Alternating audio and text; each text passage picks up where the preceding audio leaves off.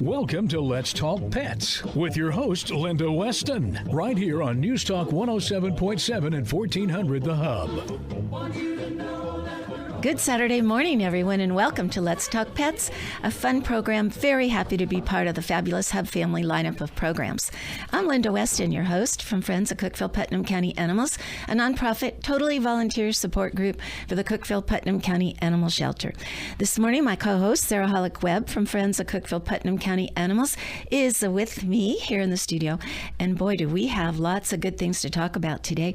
One of them being an amazing study being done right now, and it's called the Dog Aging Project. So, Sarah, before we get started talking about that, let's just take a minute and thank our sponsors who make this show possible. We are grateful to Pet Supplies Plus in the Walmart Shopping Center, and Copeland Veterinary Hospital on 10th Street with 24-hour emergency service, and Cumberland Pet Essentials, offering pet grooming, styling, and spa, holistic foods, nutritional counseling, and a pet boutique located at 142 South Willow in the Willow Tree Plaza. And Friends of Cookeville-Putnam County Animals. So many thanks to each of these groups. Well, Sarah, you know, we learn each week from our guests, and we've had some wonderful guests on this show. But one of the things that I think comes through loud and clear is that there are many great things happening for domestic pets in our lives right now. You know, last week, Tracy Farley on our show, she was amazing talking about all the things, the nutrition and the pet therapy treatments that she offers for pets. And it turns out Tracy got together with Karen Rotako, our other super nutritionist from Cumberland Pet Essentials, and those guys are going to be teaming up to do some demos on pet nutrition at Pet Expo. Well, and that's going to be a demo that you definitely don't want to miss. Yeah. They have the two of those individuals have just an amazing amount of knowledge, and like you said, we learn every time they come on the show. We could even be talking about the same topic, and we still learn new things every time they're on the show, because they're so good about keeping up with new data, new studies, and it's so much fun. And we had another guest that we were trying to snag. He's such a busy guy, Dr. Nate Maynard. He was actually an animal chiropractor. He works on dogs, horses, you name it, and he's so busy. And we wanted to talk to him about the benefits of chiropractic treatment for our domestic pets. But he's going to be at Pet Expo too, so you can check him out there. He's actually going to be doing chiropractic adjustments there, and we'll dive into all that a little bit more later about Pet Expo. But yeah, we just have amazing guests and just an amazing wealth of information in our area. Well, you know, let's circle back while we were talking about pet nutrition. It was really exciting the last month or so, maybe 6 weeks. We've had two great new local pet companies on the show. One is called Pet Wants, and the other is P.S. Paws Pet Bakery. They're both doing great things with nutrition for your pets, and it was just great to learn all that they're doing, and all these advances really they tie into what we're talking about today, and that is a very large, first of its kind study that's going on right now, and it is called the Dog Aging Project. So this is really cool. It's a really innovative initiative that brings together a community of dog owners, of course, all of us, dogs, and veterinarians and researchers, and some volunteers to carry out this really ambitious canine health study, the most ambitious canine health study in the world. And the Dog Aging Project follows tens of thousands of companion dogs for 10 years. So for a decade, they're studying these pets to identify biological and environmental factors that maximize a healthy, long life. Well, the really interesting thing is that even though dogs age more rapidly than humans, they're finding they get the same diseases of aging as humans. And because of their genetic makeup and the fact that they share our environment, they're great for studying. So these dogs are being studied so that we can learn more about the aging process, not only in dogs, but for us too. Yeah, there's so many common things, and they're often treated with some of the same meds that we have from people to canines. So, in the animal kingdom as a whole, and this is one of those things that you just really don't think about as a pet owner, it seems like the larger animals such as elephants, whales, can live the longest lives. They can easily live to be 80 years old. This is, that's easy. Something that's very easy for them to attain. Canines, however, our dogs, have the exact opposite. Right. Some of the breeds that we love the most are Great Danes, just myself personally, and Irish Wolfhounds. And Mastiffs? Yeah. Love those breeds, but it's heartbreaking how short their lifespan can be. 7 to 8 years in a breed like that, those very large breed dogs, is a pretty good life for them. So this is something that's really interesting, and so it's going to be really interesting as this study goes on to understand why this is, and and all the factors that come into play for this. Right. And why the smaller dogs can live twice as long. Yeah, it's not unusual to see a Jack Russell Terrier or a Chihuahua live to be 15 years old. Or 50. Yeah. It's sometimes with their personality, it seems like they're 50. Right. So, as Sarah said, this dog aging project it's unprecedented research. And it's going to follow approximately 30,000 family dogs of all kinds across the U.S. to track their health, longevity, and diseases. And, well, basically the goal is to understand how genes, lifestyle, and environmental influence our aging whole process. And it's really cute when you join up. You become part of the dog pack, and you become the assistant to the researcher because you know the most about your pet. That's it, and that's the very best part, that they're still accepting applicants for the study. This is going to be a great thing to be a part of because it's going to be so beneficial for humans and pets. The one thing that we want for our pets is that's the one thing I hear. I wish my dog would live as long as I did. I wish my pet would live longer. Right. It's always so heartbreaking when we see our canine and feline companions when we lose them. That's one of the hardest parts of pet ownership, is saying goodbye. So so for them to have a better, longer life is something that we all want. So absolutely go to the Dog Aging Project and sign up to participate in this. And it's just as simple as answering a lot of questions, it sounds like, about your dog. This is pretty in-depth. Well, that's right. So as I was reading all about this, there's an opportunity as you go through the website to, they call it nominating your dog. So you nominate your dog, which just kind of you enter your dog into the survey.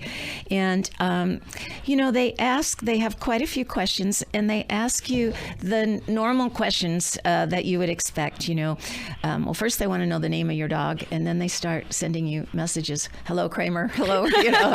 But they want to know where you got your dog, how old your dog is your dog fixed, just a lot of detail about your pet.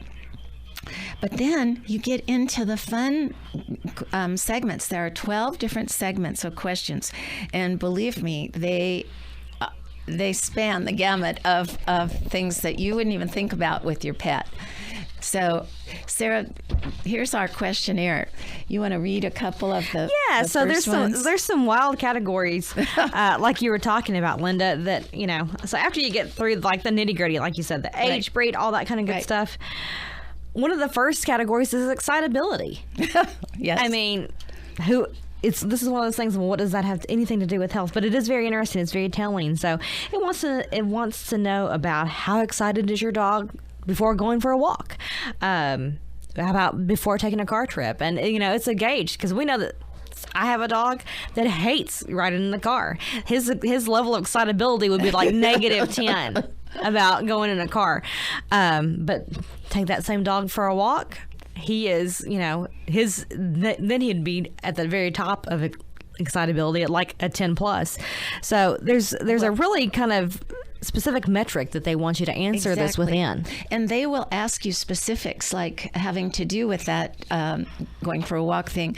They'll ask you, do you take your dog, or how often do you take your dog out to begin with first? And then they want to know, when your dog goes out, do they walk on grass, sand, pavement, concrete, gravel? What's that like? Because I'm sure they're measuring, in the end, they're going to measure health issues based on, did their joints wear out because you ran them on concrete? Who knows what they're going to do. But with the excitability, they want you to gauge, does your dog get very excited, somewhat excited, not excited at all? And, it's stuff it's stuff you don't think about. Yeah, this and so on the opposite end of the spectrum, some of the other categories address fear and anxiety, separation related behavior. Does your dog get really stressed out when you leave them? If you go to work, do they bark? Do they whine? Do they pace? What are they doing? And again, to what level are they doing that? And other fears and anxieties. We made it through the 4th of July. There's a lot of dogs that do not do well through fireworks and all that commotion, those loud noises. So there's a lot of questions about how do they react to loud noises? What do they do? What about if someone unfamiliar reaches down to pet your pet? Right. I mean, how do they react there? So there's lots and lots of very interesting questions that are really thought-provoking. Did you see the third one on the separation one about, does your dog chew, scratch at the door, floors, windows, curtains, all over? I mean, they know dogs. They know dogs. And there's lots of scientific reasons behind this, and they're going to find more as they go. But we know that, if our dog is just like people, if our dog is happy, they produce lots of good, happy hormones. Endorphins, yes, exactly. That's gonna be great for them when they experience fear and anxiety. Then their cortisol levels increase. So that's a stress hormone. That's hard on your heart. It's hard on your vascular system. All of that. So this is all really interesting stuff. Well, I'm anxious to get through the survey. They say it takes you 2 hours to complete the survey, but you don't have to complete it all at one time. So I've just done a couple sections, but I'm interested in getting to the section on attachment and attention seeking, because I wonder if there's one that says, when I talk on the phone, why does my dog bark? Does he want to talk too? There'll be something close to that, I'm sure. Yeah, for sure. And then there's also training difficulty. So does your dog obey a sit command immediately? Does he obey a stay command immediately? And I'm sure there are levels. Immediately, sort of, kind of, never. I think mine are all never. Easily distracted by interesting sights, sounds, or smells, that kind of thing. So there's just lots to talk about with lots for you to see. And I hope, folks, if any of you are interested in participating, it's a worthwhile survey. It's free. All it asks is for your time in talking about your pet. And it really opens your eyes to a lot of things that you maybe hadn't thought about with your pet. So it's supported by a grant from the National Institute of Aging. And it's run through the University of Washington and Texas A&M Veterinary School, along with several other vets. And it's going to be a landmark study. So we're excited about it, and I hope people will join in. They said they don't have too many more openings for pets to sign up. So jump on it, folks. Get your pet nominated. So I think we need to take just a quick little break. Don't go away, because we will be right back with more Let's Talk Pets on News Talk 107.7 and 1400, The Hub. Copeland Veterinary Hospital is a full-service veterinary hospital, including 24-hour emergency assistance, and is located at 821 East 10th Street in Cookeville, focusing on providing the highest quality care to clients and patients through our devotion to client communication, commitment to excellent medical care, and use of innovative diagnostics. Founded in 1970, our veterinarians and support staff can provide a progressive, beneficial, and effective impact on your pet's health. Open Monday through Thursday, 7:30 a.m. to 7:30 p.m., Friday, 7:30 a.m. to 5:30 p.m., Saturdays from 8 a.m. to noon, and closed on Sunday. Pet Supplies Plus, located in the Walmart Shopping Center on South Jefferson, is open 9 a.m. to 9 p.m. daily, specializing in pet foods, treats, and edible chews, pet toys, and apparel, pet supplies of all kinds, grooming and health, as well as flea and tick items, offering all major brands and a large selection of natural foods and treats made in the USA. Fish, reptiles, ferrets, and other very small pets available.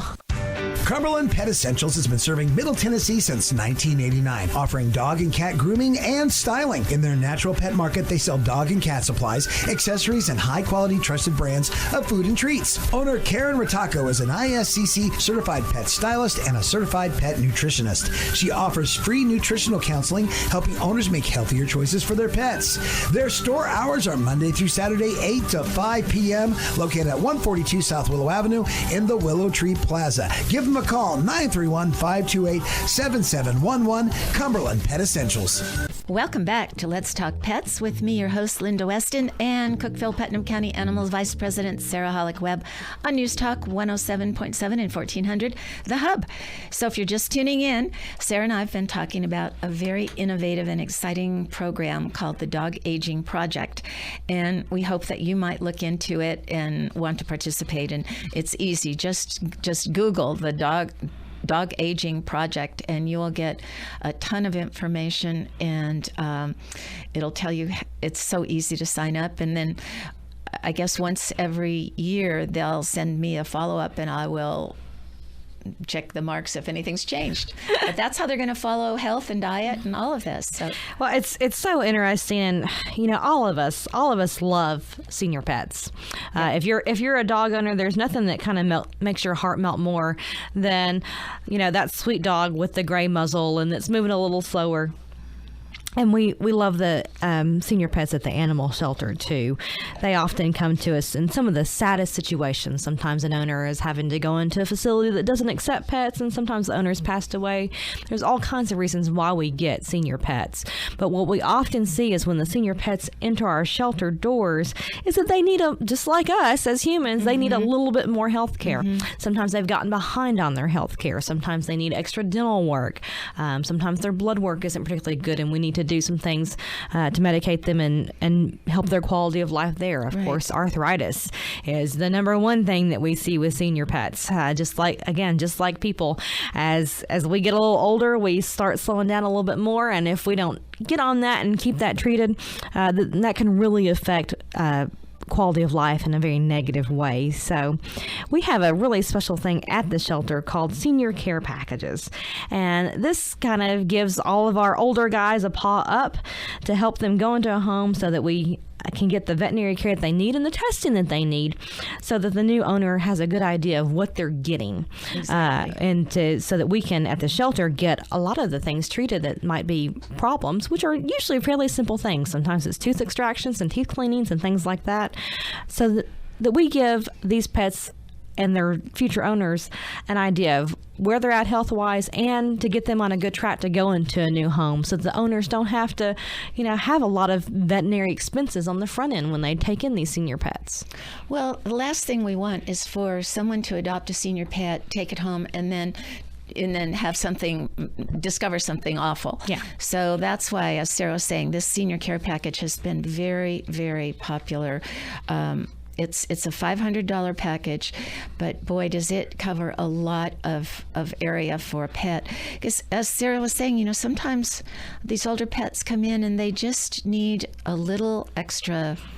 Maybe they've got a little skin tag, or maybe they've got a bad tooth, or maybe they've got just something, and maybe just doing the blood work on them and showing the new owner, look, this is yes, older dog, but it's a healthy dog. So it's all good. And one of the things that I was so impressed with this dog aging project is they're saying that they hope to find they hope that their findings will translate into better diagnostic and treatments for both dogs with cognitive dysfunction and humans with Alzheimer's.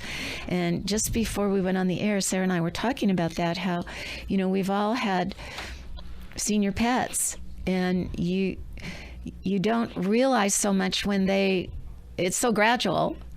But when they walk into a room and they don't know where they're going, or they stand in a corner. Yeah, and one of the hardest things, of course, with having a cat or a dog or any pet is they can't talk to us. Right. We don't know sometimes that this is confusion and that this is a cognitive issue. Sometimes we attribute it to, they're losing their eyesight. They just don't know where they're going. Sure. When we see that they can't find their food bowl anymore, or they're having trouble getting to their water bowl. Or we say, they're having problems hearing when they don't respond to us calling or giving them commands that they always knew their whole life. We attribute it to other things simply because we don't know. We we make assumptions, and oftentimes we realize as these things go on and as our pets age that they walk into a room and they stare at a wall. They don't know where they're at, how they got there, or how to get back out. Sometimes we see their behavior change in forms that we might label as aggression. They get kind of growly, or they get kind of standoffish. They don't want to be touched anymore. Right. It's like, this dog liked to cuddle and lived in my lap for the previous 12 years of his life. What's up with this? And we see that these are all symptoms of canine cognitive dysfunction or disorder, which is, commonly what we call doggy Alzheimer's. Right. So they don't know you anymore. They don't like the same things that they used to like. Their taste even changes. Right. Well, it's funny. I have a friend who has an older lab, and she was convinced that the lab was going deaf because she would let the lab out to do his business, and then she would call him, but he didn't turn around to look at her. He just kept doing what he was doing. And I said, well, I have an idea. Let's see if he's really deaf or not. So instead of calling him, I just stood at the door and shook the treat bag, and he came running. I was like, that dog's not deaf.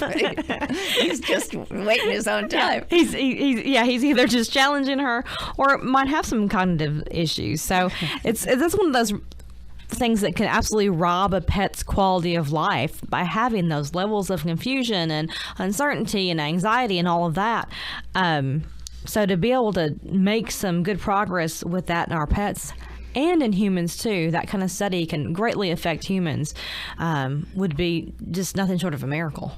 Well, and they're saying that because the dogs age faster, they can learn from this and kind of determine what the markers are of aging and Alzheimer's and all this. So it's really exciting, I think, what they're doing. So while we're talking about dogs, we are having at our shelter the Dog Days of Summer adoption event right now. And I was over there the other day, and there are some wonderful dogs, old, young, and in between. Really, they're so cute. And they're just great. And someone donated a whole big box of those rawhide chew toys. Yeah. And it was so cute when you're walking down the shelter, the pathway there, they're all coming to the gate with a bone in their mouth. They look like they've got a cigarette hanging out their mouth. It's like, hey. So it was really quiet because no one was barking. Everybody had something in their mouth.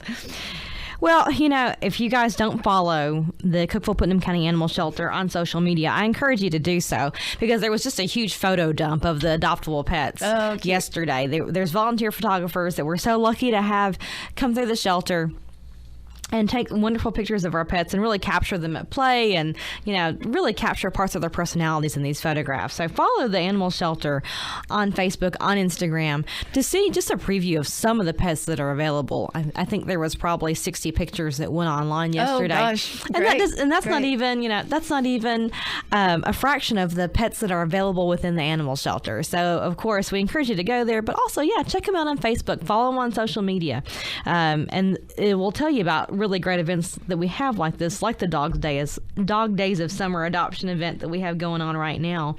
A lot of these pets are sponsored. That's right. They have lowered adoption costs, and of course, anytime you adopt a pet from the Cookeville-Putnam County Animal Shelter, you're getting a pet that's fully vetted. That means they've got all their vaccines, they've been fixed, they've got their rabies shot, they're microchipped. Yep. They are very much completely ready to go into your home. Yep. It's exciting. And the other thing I noticed is that the cat population is not as wild as it was. I mean, we had so many cats and kittens. I think I was reading about shelters nationally, and they all have had a huge Everyone's in the same boat, yes, it seems like, yeah. So, so stop by the Cookeville-Putnam County Animal Shelter. They're right next to Heidelberg's Ag Pavilion, and see some of the wonderful pets that are available for adoption there.